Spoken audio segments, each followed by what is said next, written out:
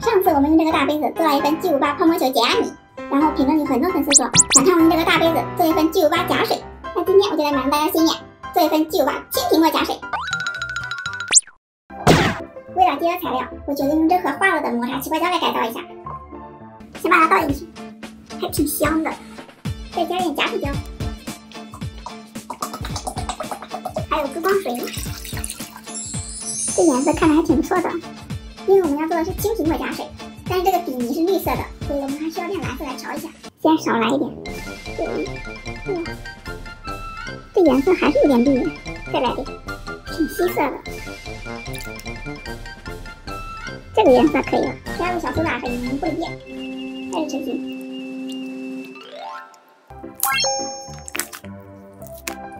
这手感还蛮厚实的，里面加的珠光效果现在完全看不出来。我以为焦糖之后珠光效果会明显，还是一样的。不过现在看着很纯净，特别舒服。哇，好软呀！这手感我太喜欢了，表面看着和摸起来是一样的，滑滑的。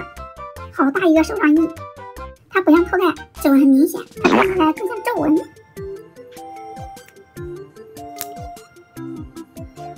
吸水力蛮强的。不知道倒出来会是什么样的，颜色看着好亮，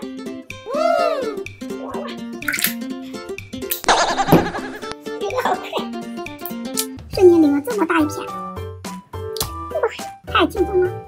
这个造型看着有点大熊猫的意思哎，泡泡是属于那种有一定韧性，但是很薄，不过也能发出比较厚实的泡来，还是挺适合拉花的，虽然形不是那么完美。拉个花的瞬间都流下去，万万没想到它流动性这么好，还是放杯子里玩呢。满满一杯子，这个杯子拉花也刚刚好哎。这款泥完全蛮特别的，它有那个厚重感，又很柔软。给它也撒点泡沫球看看，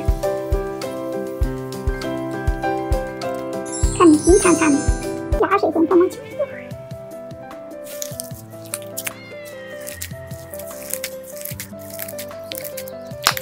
瞬间就被埋没了，玩起来完全不是人的。不过这个声音更响了哎，我发现这个夹里还可以起泡哎，就是起了也没有变大，听个声响也不错。看看还能徒手拉花，哇！那大家还想看这个杯子做什么米？记得在评论告诉我哟，拜拜。